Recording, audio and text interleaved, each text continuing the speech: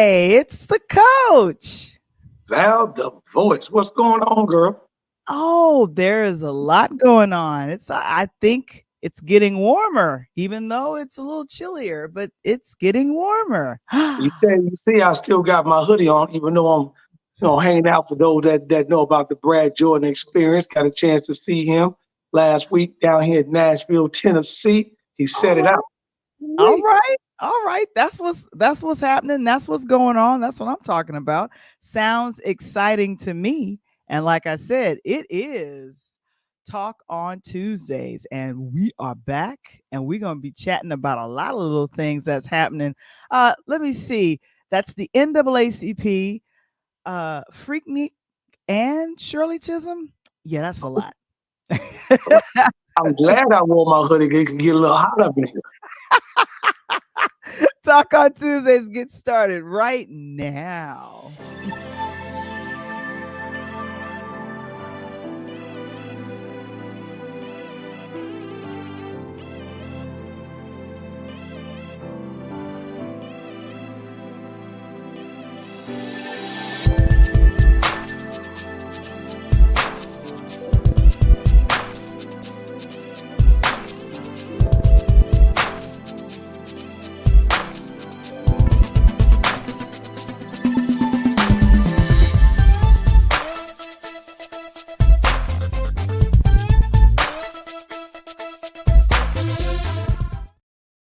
Hey, it's another edition of Talk on Tuesdays. We are back in the building, myself and Coach Tony.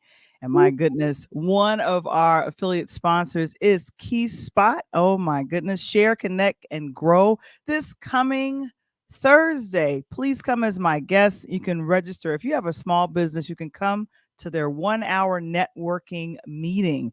And it is this coming Thursday, March 21st at 6 p.m. Eastern, 5 p.m. Central. And let me know if you would like to go ahead and be there and get your business known out there. And of course, guys, you guys are probably wondering, where in the devil is the book? The editor has my book, Coach. The editor has my book. We need to get on that editor. What's going on with that? So what's happening is it's coming. So that's all I've been instructed to say, that it's coming. I'm saying it's coming in another week. They tell me it's coming, but for everyone that has purchased an ebook, our very own Mr. Springer, who is our wonderful, wonderful moderator for Talk on Tuesdays, he purchased a pre-order copy, and a few others of you guys have done it too. So thank you so very much. A DJ saved my life. That is my personal story, and also giving you guys the ABCs to what? Podcasting. That's what we do. Oh my gosh. And of course, if you want to get some more information about what we do behind the scenes, as well as tap in with me, it is patreon.com/interludes. A lot of fun stuff that happens back there. Coach. You know what? I think we should just get right on into the award situation. Did you get a Gotta chance get to see right the on, just die. NAACP It's award? like being at the pool, Val. Your friends always talking about you're scared, but you go up to the top board, just you gotta dive in. Just go ahead and dive in. Oh Dive my in. God. Thank you so much, Mr. Springer. He's got it up there already. Thank you so very much. And if you are in the virtual building, give us a shout here in the chat. Oh my God. So if you got a chance to see the 55th annual, oh my gosh, why am I having a brain fart? The Yep. NAACP Awards.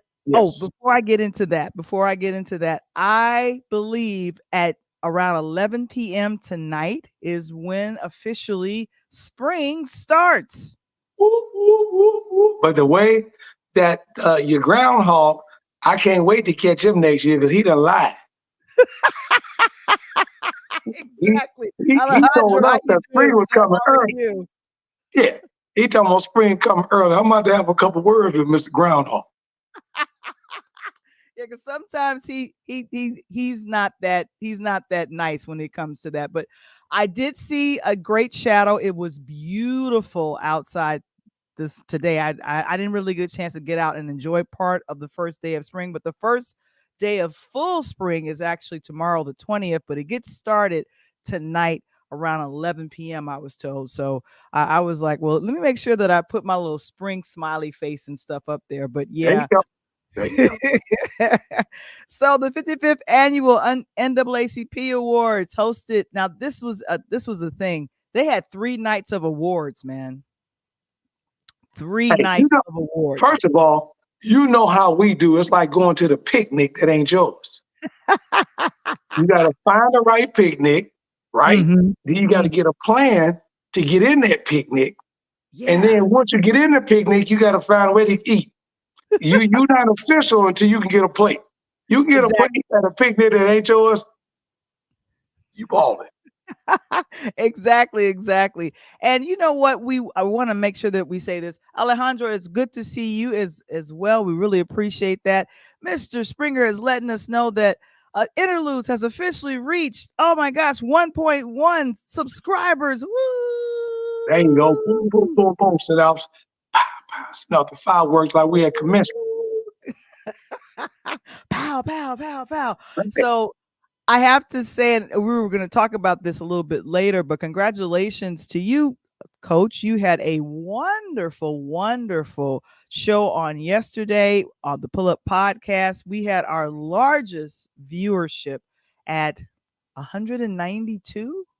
I think it was like a little over 200, but yeah, that was amazing. And we had an amazing young man, that completely exemplified what we talk about today. I hear so many people around me. You and I have talked about it. Springer's mentioned it. A couple people have mentioned it out and about, how sometimes the as we say, the new young folks are not nice. They're not respectful. They're not, on top of the thing. It's me. To have that young man to talk from a godly sense and seeing that he, keeping God first in his life. His dad and mom were very positive and keeping him on the right path. The young man is damn near got a perfect grade point average of 3.9, and God is opening those doors to what he wants to be, which is a major college athlete, with hopefully one day a professional.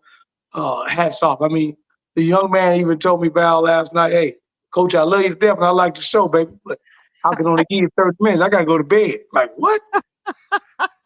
So interviewing responsible athletes, that is what Coach does. So I'm telling you, if you want, it's the hottest sports podcast on. It is the Pull Up Podcast. We'll talk a little bit later, and some people that will be coming on, joining you on next week. We're always excited when we're able to talk about that. But I got a chance to take a little bit of a break this past weekend. I did like a what you do? Huh? You took a look at this NAACP Image Awards. I know that. I know. I made sure I took a breather at the beginning of the day on Saturday. I spent some time with the Lord and had my, mountain experience. And then I decided, I know I got to cover this.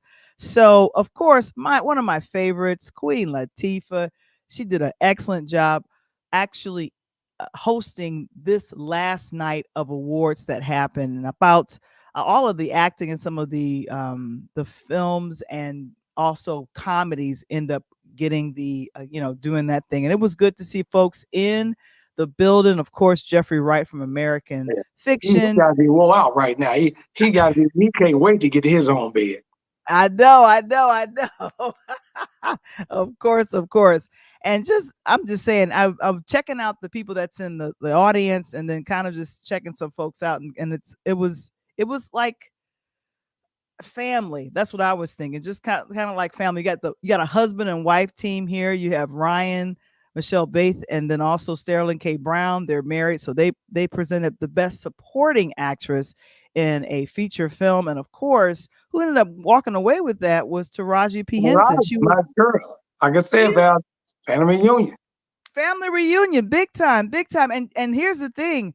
I don't think she was nominated in any other supporting category. I thought her performance in The Color Purple was phenomenal. And so, yeah, so I was really excited about that. So all of these folks, thank you so much for that, Mr. Springer. You had Fantasia. Also, Fantasia ended up getting an award. She was crying a little bit about she didn't expect to do the role so well. So I saw that as well. Yeah, and I really was happy for her because she ended up winning, I believe, outstanding actress in Right. a motion picture. But of course, we have Quinta Brunson who won for Abbott Elementary. She's been winning all over the place. I That's don't know how kind many of people funny. like How do you Abbott like that? Elementary. You like that show? It's funny. It's kind of a throw on, on who raised Chris, right? Because now he's older. Mhm. And it's the funny part about it. She actually has a bigger part than he does, Mhm. being inner city elementary school. But it's kind of funny. I really enjoyed the show. And if you've not seen Abbott Elementary, guys, you got to check it out. And of Yeah. course, my boys were honored.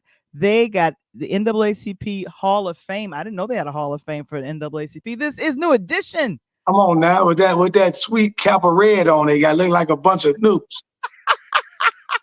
And Ronnie DeVoe, who is drinking young juice, I know he's got to be 50 plus. I know, Yeah, I yeah, yeah, know. yeah, yeah. All them up in there with us. Hey, all of them. I don't care what they taking. Yeah, well, I think they drinking young juice, but it was wonderful. Ronnie actually accepted on behalf of everyone. He thanked all the parents, all of the NE lifers, and of course, they promoted and talked about what their Las Vegas residency. I miss Usher, but I most definitely want to go to Vegas and check them out. And that was them Are they just are before. they in Vegas now, Val, or they already do that? I'm trying to figure that out. I gotta see Because I if know they are there. I know Wu-Tang is there. I don't know if you know that or not. I know Wu-Tang is there. I, Yeah, I heard Wu-Tang about is them. there. But I would love to. That's cool if New Edition is there. That's everyone's getting a Vegas residency all of a sudden. Well, here's the thing. You don't have to travel. You don't have Right? to fly around somewhere. You don't have to, you know, That's true. all that type of stuff. And whatever hotel or wherever is that's going to be hosting you, you just stay upstairs in the suite. I ain't think You're about good. that. Just come down and gamble when you want to gamble, and party when you want to party, and you probably at probably the hotel that they're at is probably one of the top end restaurants on the strip. So they probably got the best restaurants. So yeah. So I that would be something great to see. Usher, he was honored for I believe Entertainer of the Year, and because of his Las Vegas residency. Yep. Yep. And the Yeah. Super Bowl just icing on the cake Mhm. for him. And he got married. You know And he he got got married married that and got weekend. a baby. So hey, Usher just balled out this whole year. He was just out of control. Oh my gosh. And of course, Queen Latifah got a chance to switch into different outfits and was doing some presentation. This was Fantasia when That's she on my won. girl. She didn't expect to win. Look at her face of shock there. She's like, But Fantasia's always, what I like about her, Val, is and this is my opinion, is that when you listen to her and the awards she's gotten over the years, it's kind of like it's always either been a shock or it's kind of been off the radar, or she's always thought it's been something like unexpected, almost like with Jennifer Holliday. I love her, right. and getting stuff like that because they do a fantabulous job. Right. So and I feel like Fantasia is underrated, even though she won. I want to call it American Idol Yep. 2004. That's the same one where Ruben Studdard was in there, right? No, I think Ruben Studdard was the following year or the year before, but I know that the same year that she won, Jennifer Hudson was in the competition, but she was eliminated early on. Yeah. So Right. yeah, so and it's but and I saw an interview that Fantasia did with Jennifer Hudson on her show. That was a fun show to kind of watch because sometimes we're in competition with each other, but then again, friendly competition makes everybody better. And Oh yeah, so yeah. And when you can stay friends with behind that for a long time. Exactly. So major kudos. And I could tell she wasn't ready. She didn't expect to win because how she got up the stairs and onto the stage was hilarious. She was moving a little slow because I guess the dress, it was tight. I don't know. Hey, what the difference between her and your girl that was at at the what was that? The just had the malfunction of the dress last week. Yes. We're talking about Fantasia. Fantasia a little more body than her. That dress is gonna pop out. Bam, bam. We got two Chicago folks here, Kiki Shepard and Lil Harley I there. love Lil Rail. That's my boy. Lil Rel, that's right. They presented, and my goodness, they were hilarious. She was giving him some advice, and she says, "Since you're around here doing podcasts, because Lil Rel was on Shay." On Shay, that was a good interview, by the way. If you have not seen it, plug. Excellent interview. But yeah, so she's got a podcast as well, and she was like, "You need to come on." And I was thinking to myself, "Ain't they both from Chicago?" Yep. Yeah, West Side. Did you? And the night of the NAACP Awards, it was actually Queen Latifah's birthday. Oh my gosh! So how old is Queen now? Let's see. I believe she's 70 because I know she's a year ahead of me. So this will be 54 for her. Oh, this will be 54. And my girl, Erica Alexander from American Fiction. And of course, the two of them are living single. So they presented her a cake on stage. Oh, happy birthday. Isn't that beautiful? No joke. I know. So just showing her and showering her with a bunch of love. And even Shirley Rao from Abbott Elementary, she got up and was like, "Happy birthday to you." You know, the black version of the happy birthday. They did we gotta have a black version happy birthday to you. And then when you think it's over, then you break down the horn. Exactly. They did that. They did that. Oh my gosh, they did. Gotta be at that black birthday party to know about that one. That's all I'm saying. Oh my gosh. And now I will say this, Coach. Usher's speech was a little long, just a little bit, just a tad. Usher got a lot to be thankful though. Come on, man. Boy, listen, about long as his arm. You already know that. They finally didn't have enough notes on the teleprompter. He started reading off his sleeve, They played the music on him, Coach. They never play the music on people. And I was like, why they play the music? And then I was like, wait, I'm feeling like it's long. Maybe they're feeling like it's long. And so I was like, oh, man. You know what we need, Val? What do we need? And all the other shows is good. But on these Block Award shows, we need to bring out the Sandman from the Apollo. So it can just kind of sweep the guys off and do the thing. When your time is up, let's go. You ain't got to leave the building, but you got to get up off this stage. Let's go. Oh my God. You ain't got to go home, but take your award and keep it. You go to the bathroom, you go get something to drink, but you got to get up off the stage. You got somebody else coming up here. Other notables that won from the NAACP earlier in the week. One of my favorites, Sherry Shepard, her show, I believe, won for Outstanding Show, and Jennifer Hudson won for Outstanding Host. That is amazing that the two of them, especially with Shepard, has gone on and transitioned something that she didn't think she was going to be able to do, especially on a huge fall off from Ellen, because Ellen was like a rock. And to get that opportunity to make a move like that, and then Jennifer to get her show to come basically out of nowhere. And she had to basically create that show like Kelly Clarkson. Kelly Clarkson's done a great job, and I didn't think she was going to survive. And she's lost weight on her show, showed where she's lost weight. Her and Oprah must be hanging out together. She looked wonderful. She's looking wonderful these days. And she got through all that problems. She called Oprah up like, "Look, girl, what's up with them pills you got?" Because, her sure don't Weight Watchers no more. So I know. Okay, Oprah had a special last night. Did you see that? The special of what? Oprah had a Weight Watchers special on last night. I wanted, talking about everything and the reason why she was doing what she was doing. Yeah, and here's the thing, she got very emotional about it. And I meant to have the picture of her. She actually presented the last award of the evening for the NAACP Awards. And here's the thing.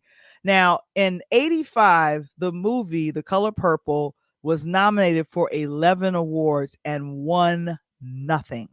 Wow. That movie won nothing? that version of the movie won nothing. Now, the NAACP over the last evenings up until Saturday won Best Picture and also 11 NAACP Image Awards, including Best Picture, Best Actress, Fantasia Supporting, also Colum Domingo for Best Supporting playing Mister. I'm telling you, it was outstanding. So I was very happy. I felt like the NAACP tried to be like, okay, let's make it up to this to this cast, because we know that That was what I was going to say. So here's devil's advocate, which is I was going to ask you. Do you think that with the NAACP basically couldn't go back, and give the original movie the award? So they say, hey, something, kudos for what the new crew and the new cast has tried to do and portray the movie, because I haven't seen it, but the new Color Purple was more of a musical as opposed to the other one, based on what you were saying before, right? Very much so. Very much so. It was a musical, and there's some very tough, what do you call it? Themes that they're dealing with in the film. And I felt like they said, let's deal with it with music, like the musical. Because a lot of people, I saw The Color Purple on Broadway in 06 and then again in 14. I think the one I saw in 14, that reincarnation, I think had Fantasia in it. But that film reflected the Broadway show more so than the 85 original film. Oh, wow. So I get that. But here's the thing. Alice Walker, who wrote the 1982 novel, she was involved in both the reincarnation, the film on 85, and this musical version, and also the Broadway version as well. And what's wonderful is that Oprah Winfrey, who was in the original film, who was unknown in the acting world, ended up being an executive producer for this one. And like I said, I'm grateful. Number one, I love Taraji P. Henson. I wanted her nominated. I'm so grateful that she won.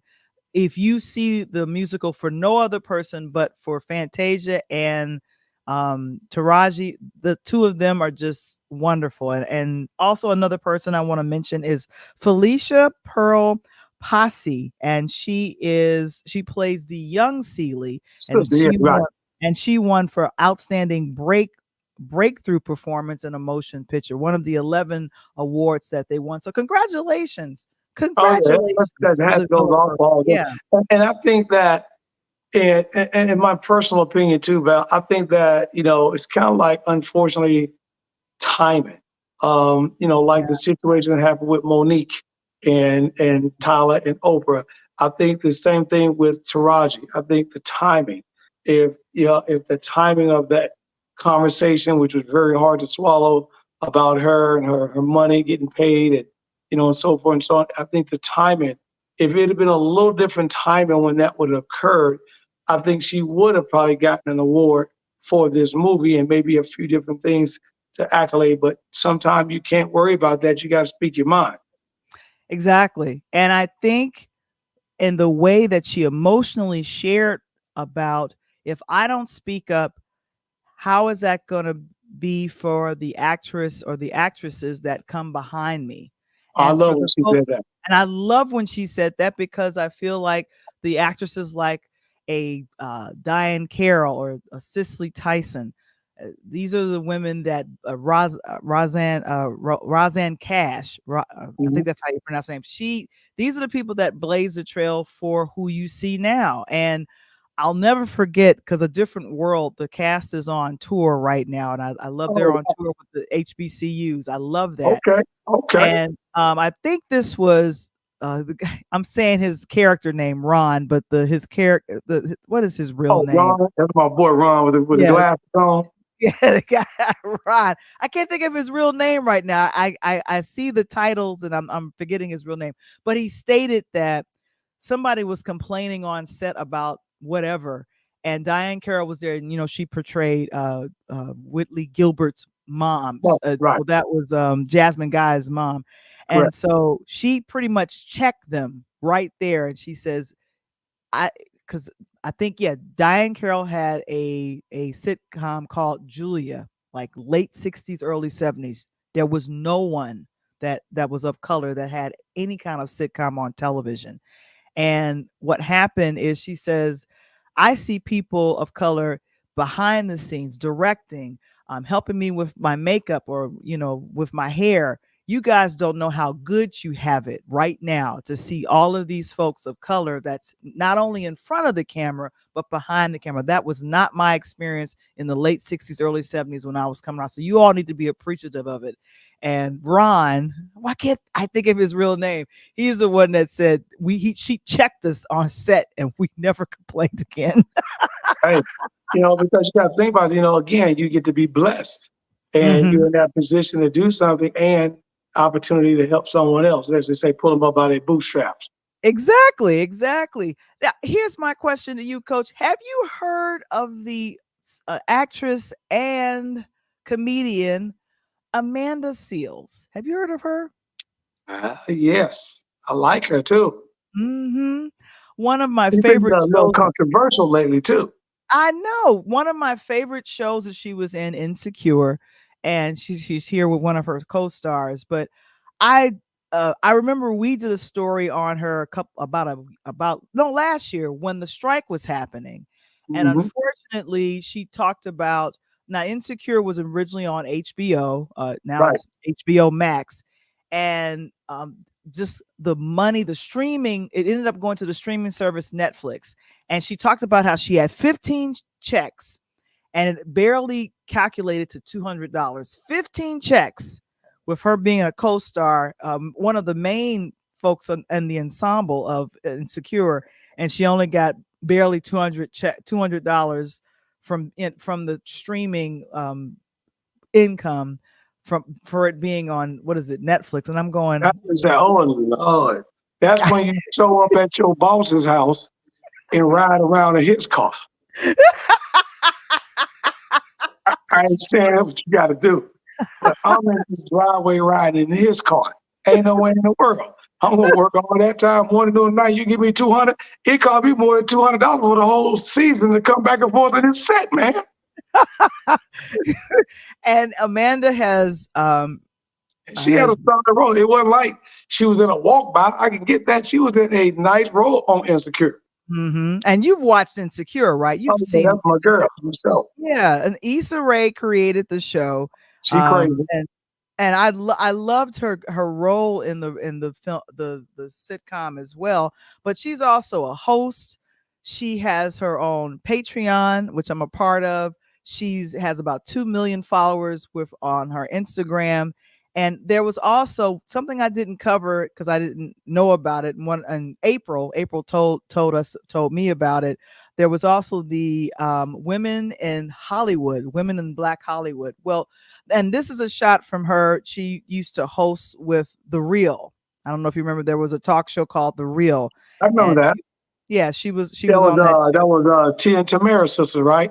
Exactly. She was on there, and Lonnie Love was on there as well. And so she was one of the hosts there. But That she ain't got on. that ain't the Reverend Lonnie Love. No. She's a comedian. You hilarious. I know what you're trying to do. You're hilarious. But she got on her Instagram. I wanted to show the video, but we're also streaming to Instagram, so I can't quite do it. But she got on Instagram about a day or two ago, and she talked about how she feels blacklisted and does Oh, not get any love from Black Hollywood. And she mentioned the NAACP Awards, and she mentioned the Women in Hollywood honor that happened. And I was thinking, y'all not recognizing her. And she mentioned that from her home, she hosted, I think, one of the award shows, I think the Image Award show. She hosted it from her home. And then I saw a video of her doing black carpet interviews and stuff like that, because she's very diverse. She does comedy. She hosts. I mean, like, and I love her. smart young lady.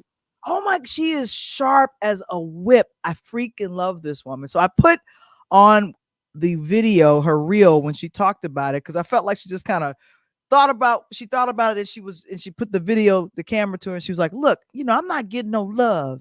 And, and I'm thinking about leaving the industry, and I'm thinking to myself, well, you've set yourself up very, very well. Her Patreon, she's got a lot of followers over there. She's got some wonderful, I literally started Patreon after watching what she was doing on her platform. And here's the thing. She was trying to figure out how to make money because she got 15 checks from Netflix that only totaled $200. Everybody got rent. Everybody got a car note. Everybody got something. They got bills.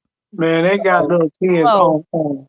They got little kids doing better. So let me ask you a question, Val. This is crazy. I'm listening to her, to Raji, and all that.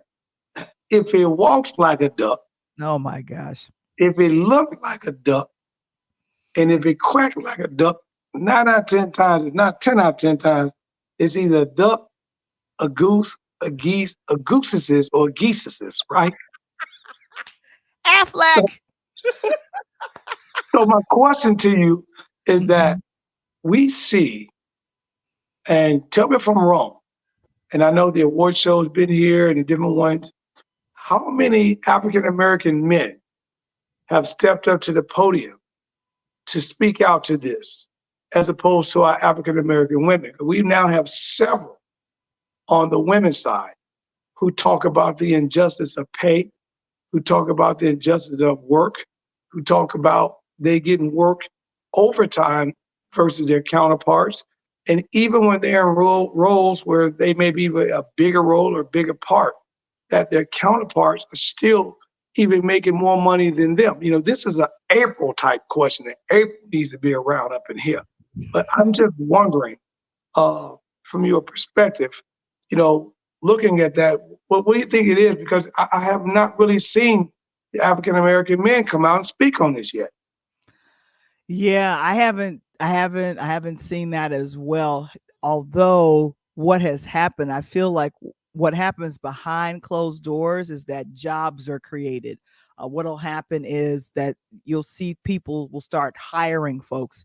What happened with Taraji, I think, who is this? Curtis Jackson, aka 50 Cent. He's got a couple of shows over on Stars, and he had spoken up and said, you know what, I'll go ahead and hire Taraji. Yeah, he about to write Taraji and Terrence back in, because I'm about to cry, but they about to eliminate Tariq's show coming up this year. I heard.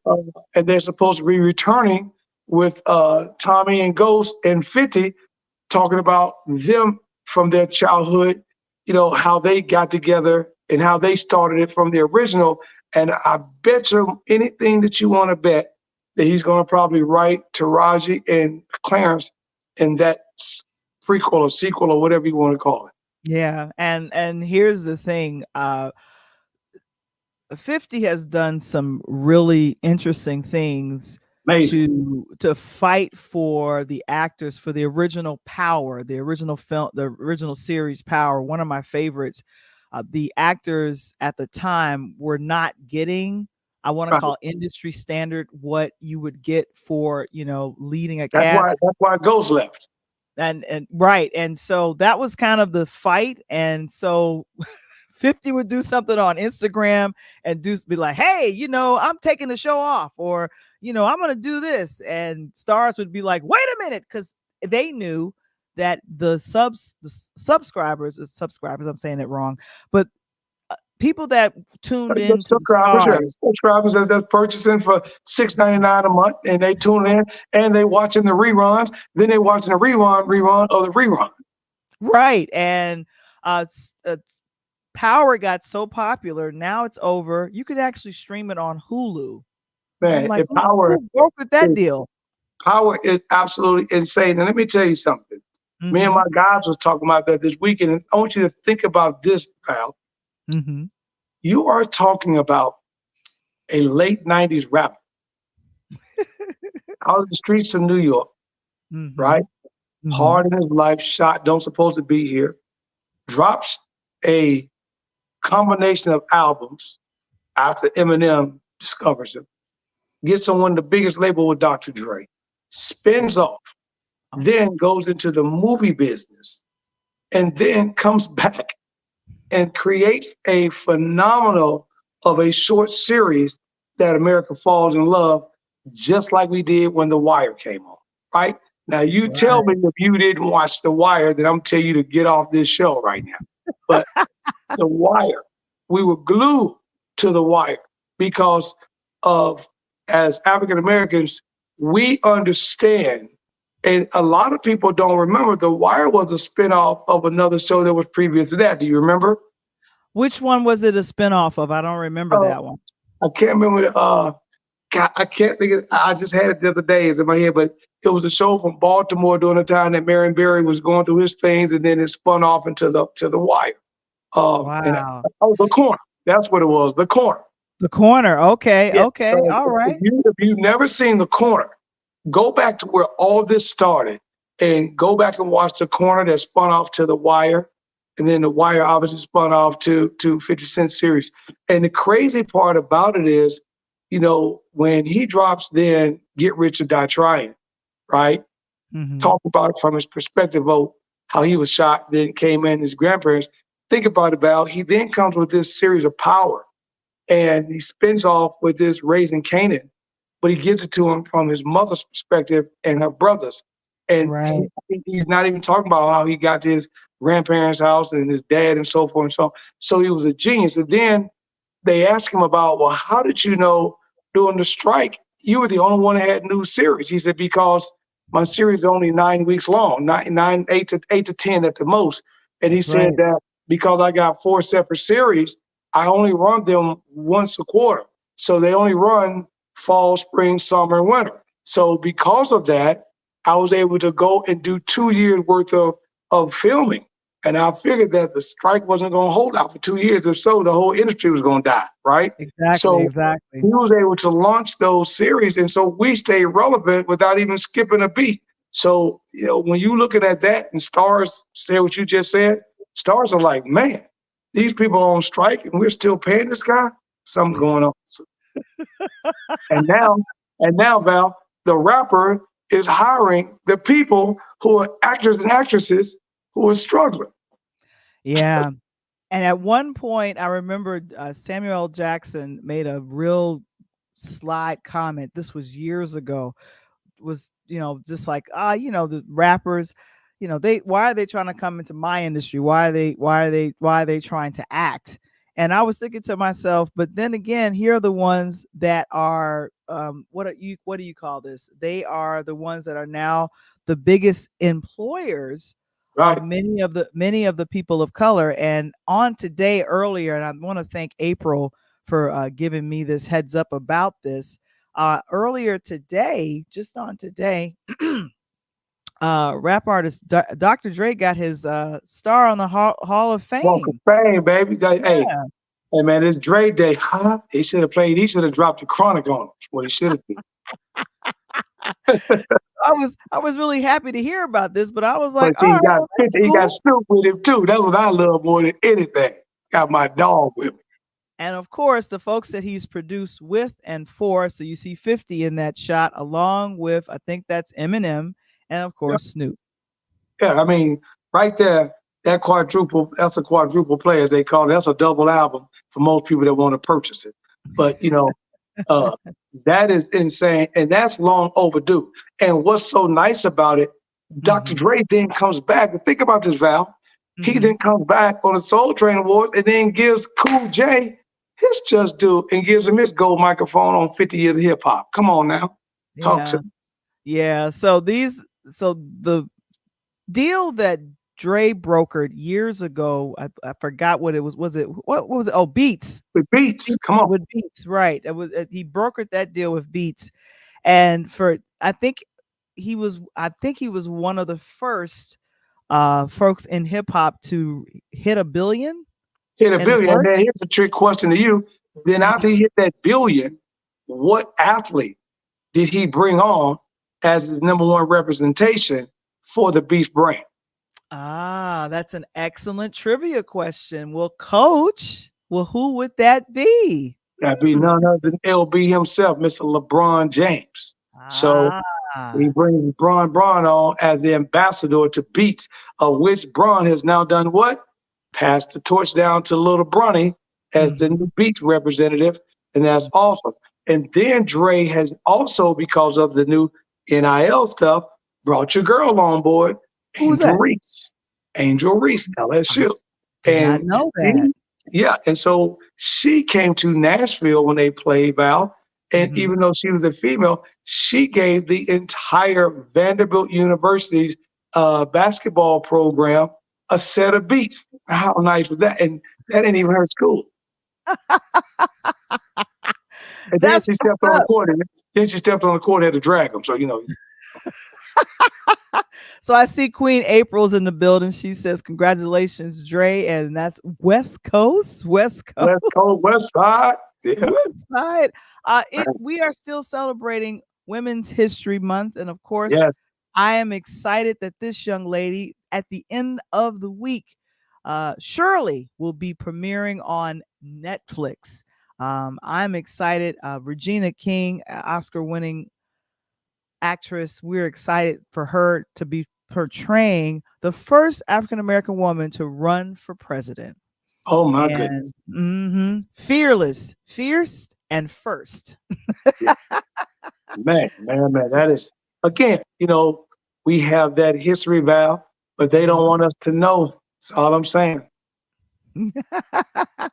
And so the good thing about what Regina, she also produced this film with her sister, and she's been on the, what do you call it?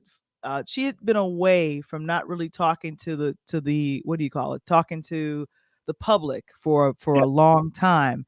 Unfortunately, I don't know if you remember, and she had a wonderful interview. I saw this interview that she did with Robin Roberts of Good Morning America, and she spoke about her dear, beautiful son, who unfortunately a couple of years ago took his own life, and she got very emotional talking about him, and she says he's with her no matter what, wherever she goes. And I didn't realize that her son a lot of times ended up being her dates for a lot of the awards when she won. I remember we talked about that. Yeah, and I'm the thing of it is that this was a great triumph for her to do this film, but a lot of times she just had to kind of, you know, distance herself because she misses her son. That's a picture of the two of them. Rightfully so. Right. And I think that was her only son too. I think that was her only kid as well. So yeah, but congratulations to Regina. And thank you so very much, Kevin, for putting that up there. Regina, she can thank my boy Ice Cube that puts in one of her first big movies in Friday. Oh my God. Whoa. Was it Friday? Or does she thank John Singleton for Boys in the Hood? Oh, okay. I'm gonna give you that. She got to thank Singleton for Boys in the Hood. And that led to Friday. But Friday put on a whole nother level. You know what I mean? So that's all I'm saying. That's what I'm saying. So Shirley is going to be doing that. And then there's another documentary that's hitting Hulu. I gotta hide out. I gotta go hide out now. Oh my gosh. April says go back further than Boys in the Hood. Really? Okay. All right. I wasn't talking about the sitcom. I know the sitcom, but I was talking about physical movie, April. So that's why I was saying that. I said, so is it 227? I don't know. Yeah, I know 227, but I wasn't even counting 227. So I was just talking about once she jumped on that movie side of the house. But this freak meat right here, all I'm gonna say, hey, look, it wasn't me. So Tamara Hall, as well as Sherry Shepard, had one of the main producers of this documentary, Jermaine Dupri. Man, I can't call him nothing but Ruffle Socks. I don't understand the socks thing, man. And I went back and looked. He had a pouch on the socks too. Now, one thing you got Ruffles. What the hell is the pouch about, though, man? What he had to put his house keys in his socks or something? Because I used to have to do that back in the day. You know what I'm saying? Put your house keys. So you go play ball, you don't lose that house key, you won't get in. You sit on the porch. Oh my God. So he's producing this. And so the hope is that none of us over a certain age would be seen in Freaknik. Did you participate in Freaknik? We'll just ask that question. Hey, I know Donald Trump. I'm gonna plead the fifth. Let's say this. Hey, let me tell you this, Val. I can tell you, the one thing I like about that time, me and Mike Drew, we laughed talking to our nephew, and my son and all that. And at that time when it was coming about, once we had pledged and became a Capital, at that time, SIU, for those that don't, Southern Illinois University, was having Capital Carnival. So they were having Capital Carnival, and it got so big. The story goes that Capital Carnival was the original kickoff to Freaknik because Capital Carnival got so big down at SIU. So, of course, we would sneak off in the yard and jump on 57 and ride out, and whatnot. And so when they moved that away from there because people were getting arrested, because at that point, wasn't no kids going to school. You was going to SIU. They were ranked the #1 party school in America at that time in the late 80s. So when Freaknik jumped off and went down to the A, we were hitting the road, and let's just say we hit the road on the weekend one day, got pulled over a couple times, but we got out. But we made it down to Atlanta. When I say, I don't even think we had an opportunity to check in nothing, just slept in the car. We kicked it.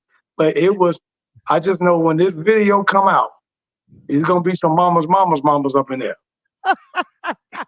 So I avoided Freaknik. I didn't go. I was tempted to go. But I didn't go. But this documentary hits Hulu this weekend. They said the wildest party never told. Never. And I'm talking about, Val, I'm talking about at that time, we're down there, we're talking about some of the coldest rap groups to ever, at that time, kick off in the A. We talking about Jeezy. We talking about Goody Mob. We talking about T.I. We talking about early Outkast. Man, we talking about the Dungeon Boys. I mean, I'm talking about, we talking about Lil Jon and the East Side Boys. We talking about these cats out in the park in Atlanta doing the show like we've been in New York watching Slick Rick the Ruler them. You know what I'm saying? It was crazy. But again, I think at that time too, Val, you got to remember, before Atlanta became Chocolate City, what was Chocolate City? DC. Bingo. So it came DC. After Freaknik, how many more times did you hear people call DC Chocolate City? Zero. Not too often. Yeah, it actually to the A. over. And I think that's the reason why currently Atlanta is kind of like Black Hollywood, but it's a lot of opportunities to act or do things in the industry is happening in Atlanta. But I was trying to get to Atlanta. I want to say, 95. I applied for jobs at CNN, TBS, a few other places. I got turned down. But you know what? You should have put on your resume, I came to Freaknik and they brought hired you. You know what I'm trying to say is that I'm grateful that I didn't go. And here's my friend Bella. She's like, Val, y'all need to stop. I'm just saying, I'm grateful I didn't go. And that's Bella. And that's why Bella said stop, because she knows she took a ride out down there too. You know what I'm saying? She didn't go to Freaknik. So anyway. So if you want to see the documentary and make sure that you're not in it, I would check it out. It's coming. It's hitting Hulu this weekend. And here's the thing. One of the tough questions that was asked of Jermaine Dupri, are you going to deal with the dark side of Freaknik, of some of the things that ended up happening to some of the women that participated in stuff? He said, yes, I am gonna. We're gonna deal with it as well, because unfortunately, I saw some of that, Val, myself. It was not cool. And that was one of the things that scared me from going. So I heard about it and I was like, nope, I'm not going. I'm talking about, imagine this. So I'll give you this, right? Imagine you trying to simply get from Soldiers Field, okay, to the Hancock, right? All right. Now, you know that on a good day, that's what, 25, 30 minutes? Walking or driving? Walk or driving probably about 15, 20, depending on if the Bears are playing or not, right? You can go to drive or sneak over to to Michigan Avenue and go up, whichever way you want to do. So imagine that short distance. You just at Freaknik at the party, trying to get out of the park down in Atlanta, right? And that's in between College Park for those that don't on the other side of the A, and just trying to get back into downtown to get to your hotel, and it's taking 4 to 5 hours. 5 hours. The police was stopping people at one point. It's like, hey, look, man, I don't care what y'all doing, whatever you're doing, keep it pushing. Cause we got to get these highways cleared. I mean, and you're talking about Atlanta. We're talking about Atlanta in the early 90s, Val. So you're talking about, it wasn't like the highways were 6 lanes like they are today. You know what I'm saying? So you know that's grown to that point. So it was crazy, but interesting enough that if Jermaine Dupri can talk about the dark side, which is good, because I'm telling you, it was a good thing that it happened. You know, it becomes history. And it happened during the time frame it did, because if it would have happened in today's world, I've seen a couple people here in Nashville, a couple people in LA, DC has tried to quote unquote start Freaknik back up, you know, and they may get 1,500, 2,000 people, and that don't even scratch the surface, you know, of what it was actually all about. And it was us. The problem was at the same time, again, let's bring 50 Cent into this. If you are watching his new series on BMF, you kind of also get a taste of that, because at that time, the Flannery Boys and Big Meech and all of them had moved to Atlanta at that time. And that was at the time that the drug situation was going through Atlanta huge. So you got a bad situation. You got young college kids or guys that's fresh out of school like we were that are in the A, right? You got a different world going on, right, at that time. And at that time, a different world going on. They didn't even portray being that Freaknik at that time. And then you got a situation like these guys from BMF that is running the drugs through Atlanta. So Atlanta was a hot spot at one particular time. So it's amazing. And so if Jermaine Dupri can make sure he just portrays more than just the partying and the music and portray the ugly side of everything, I think this short film is going to be a hit. Yeah. And so, like I said, it hits Hulu this coming weekend. And so I might check it out, but then again, I'll be checking it out for something else. Our last couple of minutes here, I want to make sure that I get into it. March Madness. We got the tournaments coming up. It's for promotional purposes only. For promotional purposes. Since we are celebrating the month of women, right? We're going to make sure we do our just do. We're going to start off with the women because it's kind of short and sweet. We got 4 brackets with the women, and they kind of did something a little different this year with the women. Instead of naming them regions, they named them Albany 1, Albany 2, Portland 3, and Portland 4. So it kind of like they kind of switched up some things, which I don't know what the NCAA was thinking about, but it works. But anyway, in the Albany 1 bracket, I don't think anyone is going to dethrone my girl, Dawn Staley. I think South Carolina girls come out of their region with that and head on back to the Final Four. They're 30-0 heading into the tournament, Val. They're the only undefeated team in the country. They've had a couple of scares, but I think she'll get them playing. Now, the big key to her is whether or not the young lady that got into the fight that you and I talked about the other day, she's going to be available. Now, she gets suspended for the first game. So I'm hoping that in the women's bracket that she can survive. Now, the biggest scare to South Carolina in that region is going to be none other than, I think, the freshman or the co-freshman of the year in Hidalgo at Notre Dame. So out of that region, that's what I like. And now if we move over to the second region, Albany, my girl, I like, again, people be kicking me in the head, but I'm a big Caitlin Clark fan. Steph Curry. So I think that Iowa runs that. But here's the cool part about it. Guess who they put in that same region, Val? I have no clue. Who would that be? Angel Reese and LSU, which if LSU makes it down to the Elite Eight, then Angel Reese and Caitlin Clark right there, those two would meet again to go play. So now, to me, this is where all the dog fights are going to come, because Iowa got something to pay back from LSU beating them in the national championship game, right?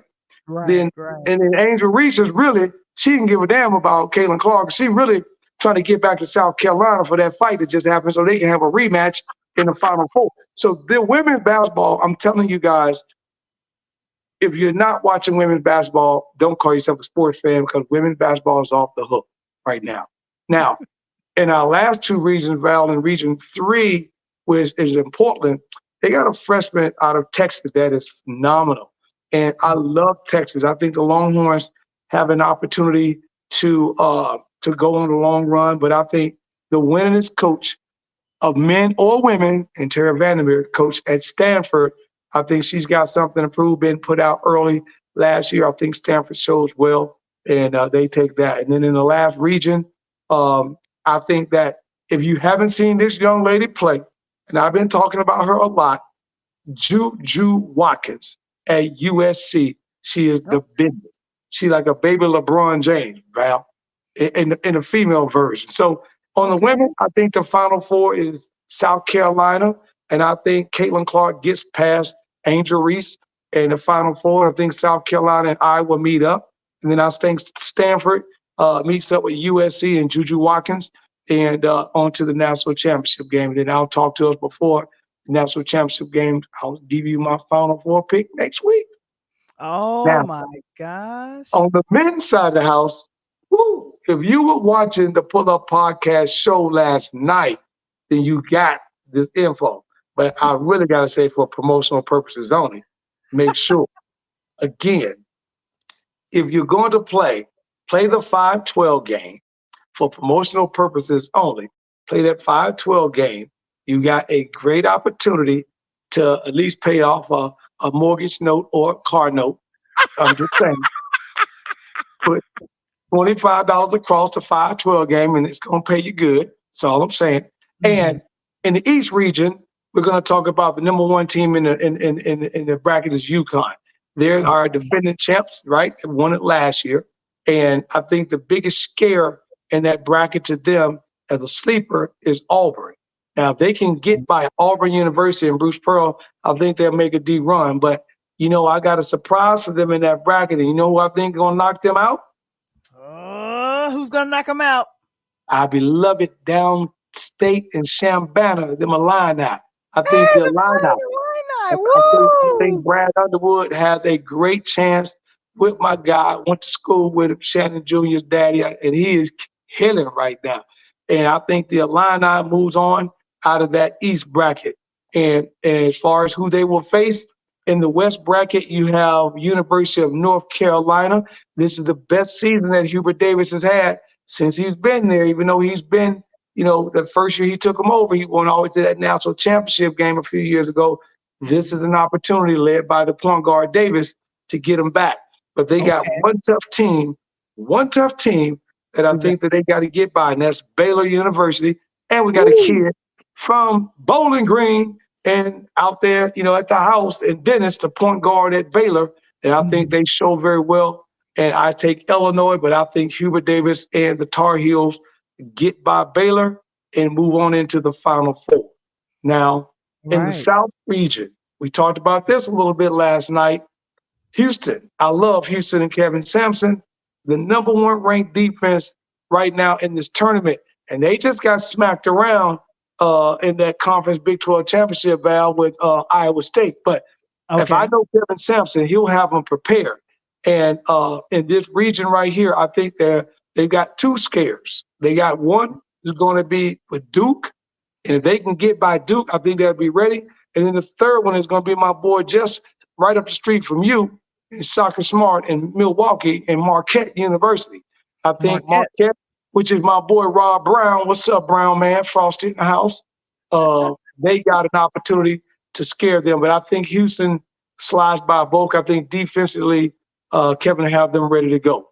And then in the last region in the country is the beloved Midwest region where you are, Val. Everything falls back to Indianapolis this year. I think this year, the disappointment must come up. Now, I know some of the guys were texting me today and calling me about, Coach Tony, man, Purdue ain't going to do this and that. I think you guys are wrong. I think that Purdue will not show I think that the only thing they can do with having the Big Ten and the Player of the Year back to back is Matt Painter, head coach, must show. And also, Val, remember, my first guest on the Pull Up podcast was Coach Conzo Martin, my boy, right? So his son Chase plays out for Purdue. So I'm wishing him and praying on nothing but the luck. And I got the Boilermakers going out that region. But before they get there, they're going to have to go through these boys right here through Tennessee. Because I think Ryan Connect and them boys are going to match up. And if they do, Val, the nice part about that Tennessee and Purdue rematch is the same rematch we had at Thanksgiving in Maui, Hawaii, at the Maui Classics, which Purdue won by 6. So my prediction as Final Four for promotional purposes for the men. For the men. Coming out the East, the University of Illinois playing the University of North Carolina. Coming out the West. Coming out the South, I got the University of Houston coming out the Midwest, Purdue University. That is my Final Four pick, and I'll give you my national championship when I see you again. Oh, Sookie. Got all that in that short time period. Look at that boy. That boy good. That boy good. That boy good. That boy good. That boy good. That boy good. I don't know. He stood up there. I got my thing. Okay, there we go. That alumni. That's right. I call him Clay. That's right. Okay, we got that boy against the North Kakalaki, and then we got the University of Houston and Purdue. That's the Final Four predictions, and for promotional purposes only. Yeah, holler at your boy. And when some of y'all hit that, my phone better be ringing. Oh my God. The phone is gonna ring off the hook. I feel like all of these teams are probably gonna make it to the Final Four, and definitely, my goodness, we'll be covering the NCAA finals. March Madness always goes right into April. It is the biggest one of all, Val. And for people that don't know, March Madness is the most bet sports in the world at this particular time. This 15 or this 20 days. Vegas makes more money off March Madness than they do off the Super Bowl, by the way. Really? Yes. Wow, I did not know that. Yep. So that's why it's mad if you. I know it's madness if you lose your rent money. Again, one of 16 teams can win this. One of 16 teams can win it. I just don't think that you're going to get those favorites that you think it's going to be, and I think it's going to be several upsets and all that. And I may change a little bit, once I get into the women. By the way, for you guys that need to know, the women's tournament will start tomorrow night, Wednesday. The men played in the night. Unfortunately, Val, my coach, my man, Kenny Blakely and Howard University got beat by Wagner early in the night at the buzzer, 71-68. Great game. They got beat. And so the second game for the play-in game is playing right now. Howard was playing for the opportunity to play North Carolina in the first game. But again, I'll be big pumps up and shouts out to those Bison fans in D.C., back-to-back MEAC champs, and get an opportunity to go to the tournament. And speaking of that, in the MEAC, we will have my wonderful guest on next week, Val. That's going to be HBCU. Okay, hold it. Before you run off in that direction, let me get to that first. Okay. All right. We're wrapping it up. A DJ saved my life. It is the new ebook. Go ahead and pick up an e-copy. I'll ask Kevin to place the link to that in the chat. And then, of course, we're excited. March, we'll be wrapping up Women's History Month. We'll be wrapping it up for next week. It'll be the last Monday and Tuesday in the month of March. And so coming up next week is, for the Pull Up Podcast on Monday, who is this? Man, this is my young lady I've been trying to corner. I could not ask for a better guest to go out on Women of the Month. She is right out of our back door, as a matter of fact, Val. And she is Miss Dion McCullum, who is the Associate Athletic Director at the Claflin University down in South Kakalaka. And so we get an opportunity to talk to her. And Val is the Okay. people that don't know. And let me tell you something. What? And Dion's going to laugh when I say that we're going to talk about next week. You talk about Freaknik, right? Oh, If you ain't been to the CIAA tournament, I ain't trying to bring Freaknik to the East Coast, but she going to talk to us. If you have not been to the CIAA basketball tournament, that is an HBCU classic within itself. Now, I know we got the SWAC. I know we've got the MEAC, but them CIAA tournament, which is what is a Division II tournament. This is D2, Val. And D2. Woo. Yeah, and that North Carolina A&T, that whole everything down there, and she has to manage all of that. So we're going to talk to her about the HBCU experience. We're going to talk to her about the CIAA tournaments. We're going to talk to her about her journey and how she got there. So please make sure you don't meet me next Monday, but already be in the studio. You beat me there. And that's going to be Monday night, 8 p.m. Central Time on the Pull Up Podcast Show with your boy, Coach Tony. Oh my gosh. And then next week on the Interludes Extra Presents Talk on Tuesday from out of Los Angeles. She is a children's author. She's written this beautiful book called My Mother is a Superhero, and she's based out of Los Angeles. I've had her on a couple of shows recently, and of course, she is a very talented children's author, bilingual. So she speaks Spanish. So Mommy, papi, let me see you, Mario. Hey, I gotta make sure that my grandbaby girl is watching and whatnot. Cause that'd be wonderful to talk to Miss Charles about that and get some of them kids' books. Exactly. So she is raising funds for I believe a doll for My Mother is a Superhero. So, and she's been promoting this children's book for a couple of years, and there's a series of it. But CJ Charles, a bilingual teacher based out on the West Coast. So we'll be representing the West Coast very well next Tuesday on Interludes Extra Presents Talk on Tuesday. Oh my gosh. So we just keep doing. We got to bring Dr. Dre up in here someday, Val. Either him, Snoop. I think I'm about to call the D and try to get him and them. Maybe I can get him that way. But you know who I'm working on right now? I want to get I'm speaking this into existence. I want Sheila E. Sheila E. Lord have man, I go crazy. You'll see me up here with pom poms in my hand at night. Yes, I would love for Sheila E. She just recently released some new music. She released new music on International Women's Day on Friday, March 8th. And I've been listening to the song. I have no clue what they're saying. It's in Spanish. I'll be asking CJ Charles, like, can you translate for me? Because this sounds good. I got a couple of amigos. I'm about to get that.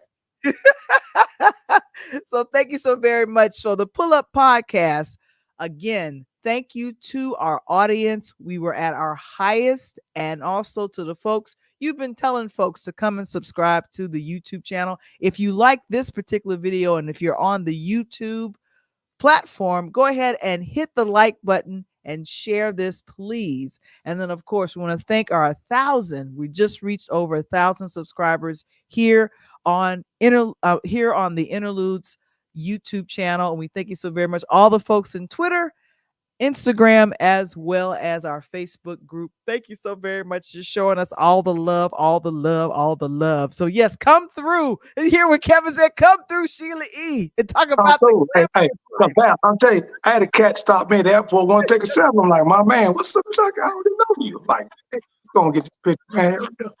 Oh, my bodyguard, come over here, man. Come on. Oh gosh, Interludes Extra. We'll be back next week, but check us out. And I'm telling you, on behalf of myself and Coach Tony, have a blessed, wonderful start to your spring. Woo, woo, woo. You already know, Val. And again, peace. Peace.